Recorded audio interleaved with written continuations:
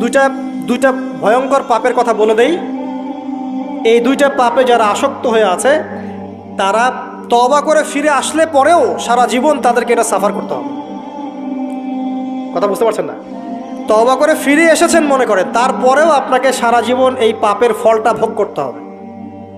এক, মাদকদ্রব্য দীর্ঘদিন সেবন করেছেন, তওবা করেছেন, ফিরে এসেছেন, আল্লাহ হয়তো মাফ করে দিয়েছেন, আল্লাহ পাক মাফ করে দিয়েছেন, বাট আপনি আপনার দেহের যে ক্ষতিটা করে ফেলেছেন এটা পোষাতে পারবেন না। এক নাম্বার। দুই, তখন আপনি যদি বিয়ে করেন আপনি স্ত্রীকে সন্তুষ্ট করতে পারবেন না। হ্যাঁ। দুই নাম্বার হচ্ছে এই যে গোপনে যুবকরা যে পাপটা করে, মাস্টারবেশন, যেটাকে আমরা বলি হস্তমৈথুন, এই পাপ যেসব যুবকরা করছে বা করে, এবং অ্যাভেলেবেল এই পাপটা সবাই করে, কারণ এখন পর্নের যুগ, পর্ন দেখলে তো আর কোনো উপায় নাই, তখন তো এই পথেই যেতে হচ্ছে, নিজের উপরে নিজেকে জুলুম করতে হচ্ছে। যারা হস্তমৈথুনে অভ্যস্ত হয়ে গেছে এরা যদি তওবা করে ফিরেও আসে, শরীরের যে ক্ষতিটা হয়েছে এটা পূরণ হবে না কখন। দেখেন, আমার মতো বয়সে, আমার চেয়ে প্রায় 10 বছর বয়স আগেই তারেক বিন জিয়াদ স্পেন জয় করেছিল। আমার যে বয়স এখন চলছে 30 পার হয়ে গেছে, এর চেয়ে আরও প্রায় 10 বছর আগে মুহাম্মদ বিন কাসিম এই সিন্ধু জয় করেছিল। এখন যে ইসলাম আপনি ভোগ করছেন এটা তাদের ফল, তাদের এই জিহাদের ফল।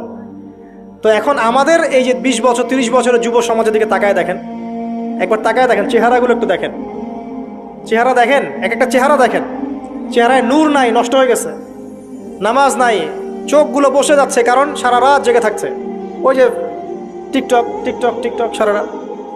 হ্যাঁ, সারা রাত ফোনে, সারা রাত গল্পগুজব।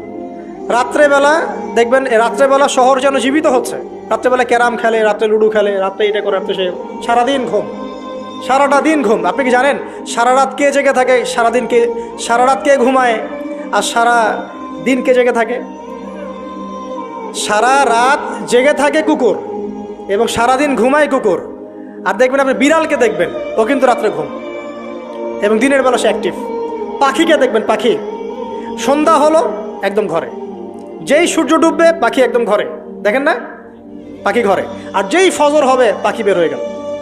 আর আল্লাহ রাসূল সাল্লাল্লাহু আলাইহি ওয়াসাল্লাম হয়তো বা এই কারণেই, আল্লাহ ভালো জানেন, তিনি বলেছেন এমন কিছু মানুষ জান্নাতে যাবে যাদের মনটা হবে পাখির মতো। সুবহানাল্লাহ। দেখেন পাখি কি করে, একদম সন্ধ্যা হলো ঘরে ঢুকে গেল, যেই ফজর হবে একদম ফজরের আগে আগে সে বের হয়ে গেল। তো পাখির মতো হওয়ার চেষ্টা করেন, পাখির মতো লাইফস্টাইলে আসেন, এবং সে সারাদিন পরিশ্রম করে রিজিকের জন্য, করে না? আল্লাহ পাক পাখিকে রিজিক দেন কি চাকরির মধ্য দিয়ে না ব্যবসার মধ্য দিয়ে? কিভাবে সে রিজিক পায়? তাওয়াক্কুল, তাওয়াক্কুল, আল্লাহর প্রতি তাওয়াক্কুল। আর তাওয়াক্কুল করে কি সে ঘরে বসে থাকে না রিজিক সার্চ করে, রিজিক তালাশ করে? আপনিও রিজিক তালাশ করেন, আল্লাহ পাক রিজিক দিবে ইনশাআল্লাহ। প্রিয় যুবক ভাইরা, আল্লাহর ওয়াস্তে তওবা করেন। যারা যারা মাদকদ্রব্যের সাথে সংশ্লিষ্ট আছেন বা থাকার সম্ভাবনাও ছিল, এর ধার কাছেও যাবেন না, ওয়াদা করছেন তো? এবং গোপন পাপে লিপ্ত হবেন না, গোপন পাপে লিপ্ত হবেন না। আপনি যৌবনকে ধরে রাখেন, ইনশাল্লাহ দেখবেন আপনি সারা জীবন এনজয় করতে পারবেন ইনশাল্লাহ। কিন্তু যদি এখন নিজেকে শেষ করে ফেলেন, এখন নিজেকে শেষ করে ফেললে আপনি বিয়ে করলে পরেও দেখবেন আপনি পস্তাচ্ছেন। ওই যে কলিকাতা হারবালে যেতে হবে, তখন মডার্ন হারবালে দৌড় দিতে হবে। আর সব হারবাল টারবাল খেয়ে লাভ হয় না। কারণ কি? কারণ আল্লাহ প্রদত্ত যে নেয়ামত সেটা আপনি নষ্ট করে ফেলেছেন, এখন এইটা আর আপনি ক্ষতিপূরণ দিতে পারবেন না। অতএব জীবনটাকে সিরিয়াসলি নেন। মুসলিম তরুণ যুবকদেরকে উদ্দেশ্যে বলছি যে আপনারা কায়িক পরিশ্রম করেন, কায়িক পরিশ্রম করেন। 5 ওয়াক্ত সালাতটা আল্লাহর ওয়াস্তে নামাজে মসজিদে এসে পড়েন। বেশি কিছু করতে বলছি না ভাই, আমার কথা শোনেন, বেশি কিছু করতে বলছি না। আল্লাহর ওয়াস্তে 5 ওয়াক্ত নামাজটা মসজিদে পড়েন, পারবেন না? আচ্ছা, ডেইলি 10টা পৃষ্ঠা করে কোরআন তেলাওয়াত করেন, পারবেন? আল্লাহ তৌফিক দান করুন। ডেইলি 2-4 টাকা করে সদকা করেন, পারবেন? আচ্ছা, প্রত্যেক দিন কিছু দাওয়াতি কাজ করেন, আমর বিল মারুফ, সৎ কাজের আদেশ করবেন, নাহি আনিল মুনকার, অসৎ কাজে নিষেধ করবেন। পারা যাবে ইনশাআল্লাহ। আপনি হালাল রিজিকের একটা সন্ধান খোঁজার চেষ্টা করেন, পারবেন ইনশাআল্লাহ। পড়াশোনায় নিজেকে ব্যস্ত রাখেন, লেখাপড়ায় নিজেকে ব্যস্ত রাখেন। যদি এর পাশে আপনি সময় পান, আমি বলবো আপনি খেলাধুলা করেন। যদি সময় কিছু বের করতে পারেন, কায়িক কিছু পরিশ্রম করেন, প্রয়োজনে কিছু কসরত করেন, জিম করেন, খেলাধুলা করেন। তারপরেও পড়নে যায় না, তারপরেও গার্লফ্রেন্ডের পিছনে সময় নষ্ট করেন না, তারপরেও যে টিকটক, ফেসবুক, ইউটিউব নিয়ে পড়ে থাকেন, ওগুলোর চেয়ে খেলাধুলা করা অনেক ভালো আছে। অ্যাটলিস্ট আপনি ফিজিক্যালি ফিট থাকবেন। অনেকে বলতে পারে যে এটা না করলে হয়, এটা বাজে কাজ, সময় নষ্ট। আমি মনে করি এখনকার যুবকরা যেসব পথে সময় নষ্ট করছে এর চাইতে অ্যাটলিস্ট খেলাধুলা করলে ভালো ছিল। একটা সময় ছিল না, আজকে থেকে 10 বছর আগে প্রচুর খেলা হতো না? ক্রিকেট হতো, ফুটবল হতো, এই ব্যাডমিন্টন হতো শীতকালে, তাই না? খেলার লিপ্ত থাকলে কিন্তু আমাদের মধ্যে একটা হৃদ্যতা, একটা বন্ড তৈরি হতো, একটা বন্ড। আমরা অনেক টুর্নামেন্ট খেলতাম না? এখন দেখবেন কিচ্ছু নাই, সব বন্ধ, খালি ফোন, সারাদিন কি ফোন। এটা আরও কি ডেঞ্জারাস না? এভাবে তাদের ফিজিক্যাল বডিটা নষ্ট হচ্ছে, মেন্টাল স্ট্রেংথটাও নষ্ট হচ্ছে। এর চেয়ে বরং তারা যদি কোনো কসরত করে এটা অনেক ভালো হবে, এটা আমার মত। এটা আমি কোরআন সুন্নাহ থেকে কোনো কথা বলছি না, আল্লাহ পাক বোঝার তৌফিক দেখ। শেষ কথা হলো যে আইয়ামে জাহিলিয়াতের আরেকটা নির্মম বর্বরতা ছিল হচ্ছে গোত্রীয় দ্বন্দ্ব। কি ছিল? গোত্রীয় দ্বন্দ্ব। এটাই দিয়ে আমি শেষ করছি। সেটা হলো কেমন গোত্রীয় দ্বন্দ্ব? মনে করেন একটা গোত্রের নাম বনু তামিম, একটার নাম বনু হানিফা, একটার নাম হচ্ছে বনু কোরাইজা, একটার নাম হচ্ছে মনে করেন বনু মাখজুম, আরেকটা হচ্ছে বনু আদি। এরকম অনেক গোত্র ছিল।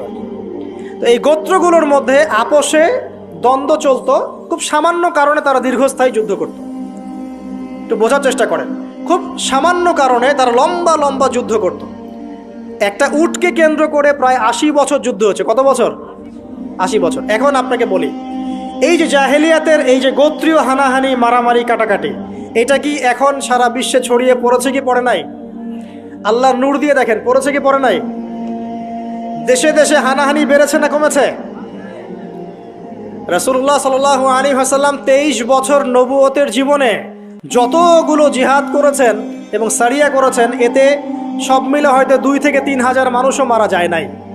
ঠিক আছে?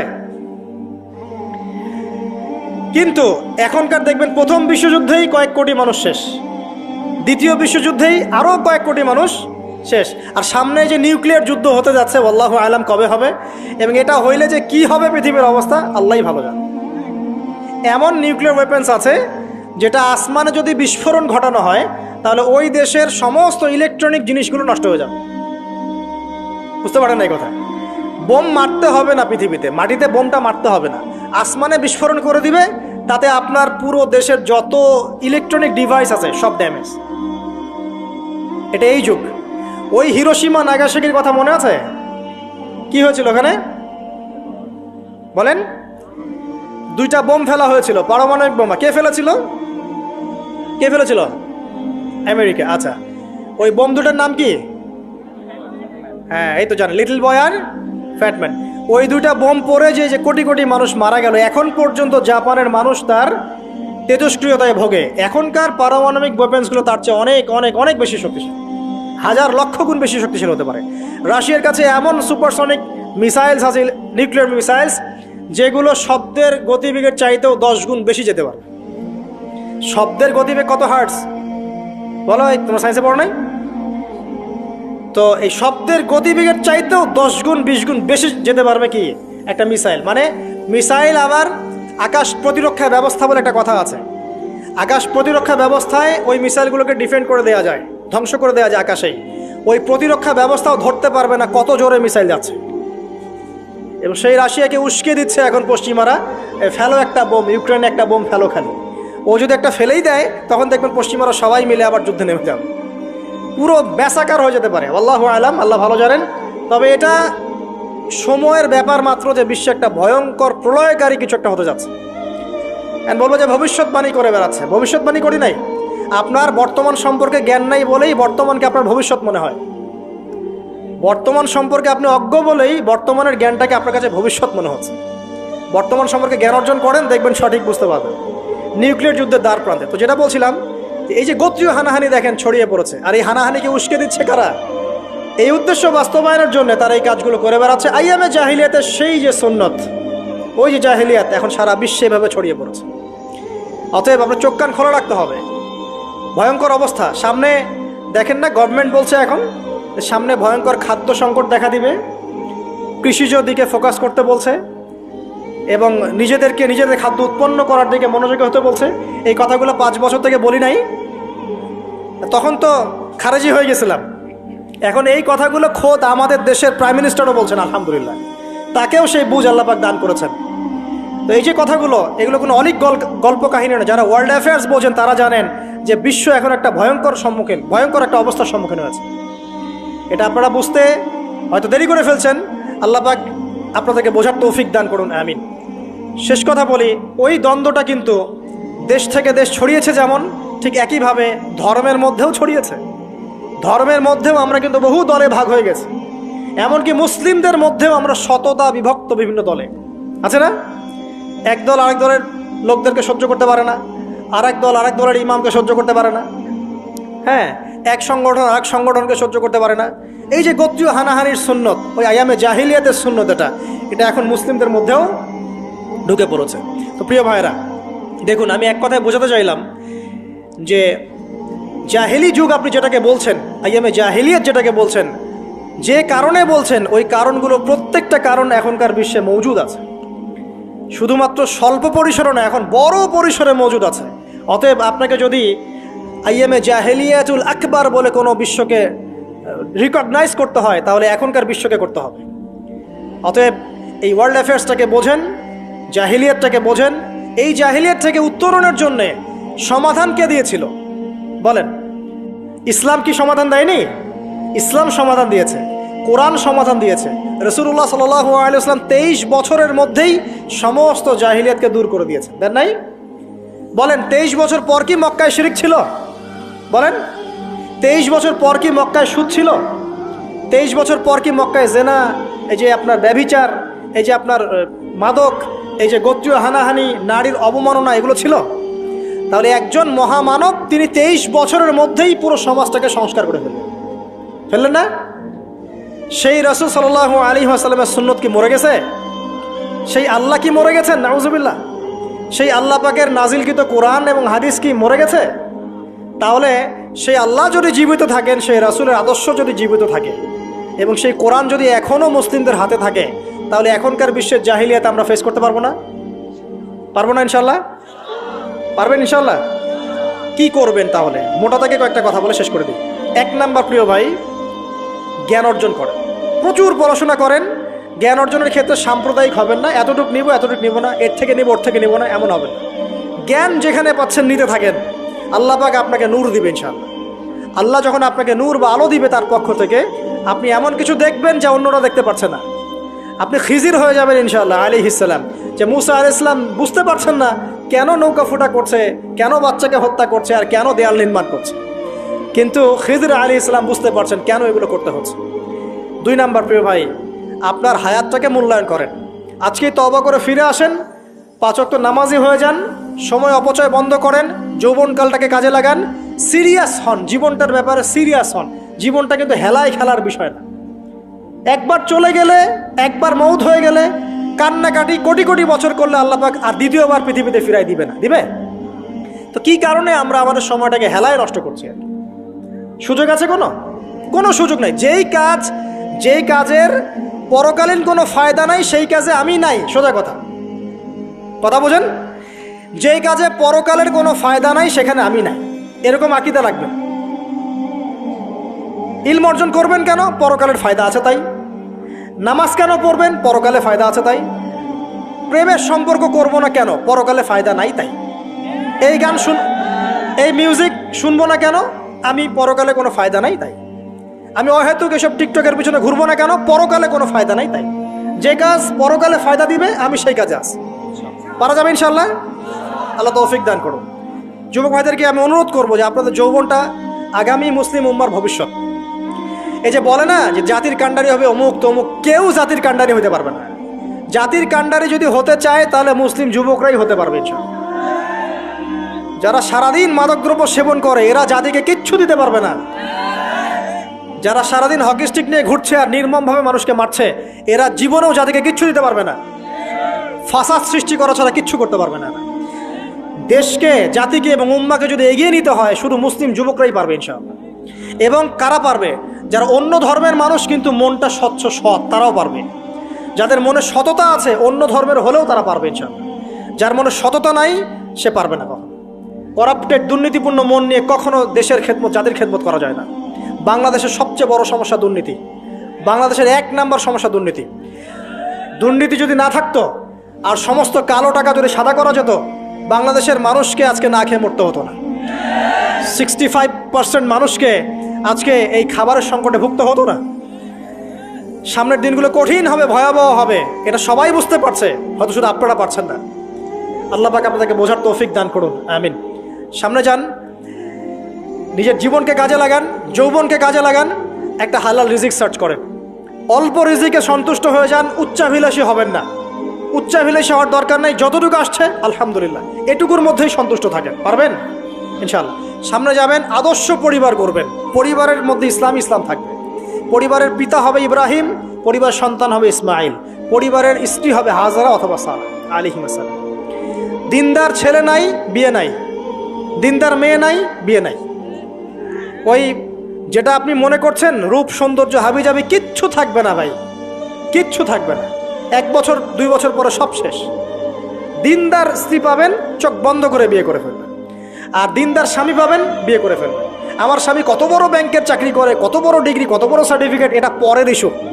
আগের ইস্যু হচ্ছে আমার স্বামী নামাজ পড়ে কিনা, এই লোক আমার স্বামী হতে যাচ্ছে, এর দাঁড়িয়ে আছে কিনা, ইসলাম পালন করে কিনা, ইসলামের প্রতি ভালো ধারণা আছে কিনা, সে আমাকে পর্দায় রাখবে কিনা, এগুলো বড় জিনিস। পরিবার গড়ব ইসলামিক ভিত্তিতে, ইসলাম নাই, পরিবার নাই। এমনকি পরিবার গড়ার পরেও যদি দেখেন যে পরিবারের সদস্যদেরকে বোঝাতে বোঝাতে আপনি ক্লান্ত হয়ে যাচ্ছেন, পরিবারের সদস্যদেরকে দিন বোঝাতে আপনি ক্লান্ত, কিছুতেই দিন বুঝতে চায় না, আপনি আসহাবুল কাহাফ হয়ে যান, তাও ভালো। বুঝেন নাই? আপনি নিজের চটকায় তেল দেন, ওটা বাদ দেন, ওর কবরের হিসাব ওর উপর ছেড়ে দেন, আপনি ইব্রাহিম হয়ে যান, আপনি আসহাবুল কাহাফ হয়ে যান, তাও ভালো। ইসলাম নিয়ে কোনো কম্প্রোমাইজ নাই। পরিবারের সদস্যরাও যদি আল্লাহর পথে চলার ক্ষেত্রে প্রতিবন্ধকতা সৃষ্টি করে, বাদ দিয়ে দেন, দরকার নাই। আল্লাহর জমিন প্রশস্ত, আল্লাহর জমিন প্রশস্ত, আল্লাহর রিজিক প্রশস্ত, ইনশাআল্লাহ। আল্লাহ পাক উত্তম আরও কিছু দিবেন আপনাকে, ইনশাআল্লাহ তাআলা।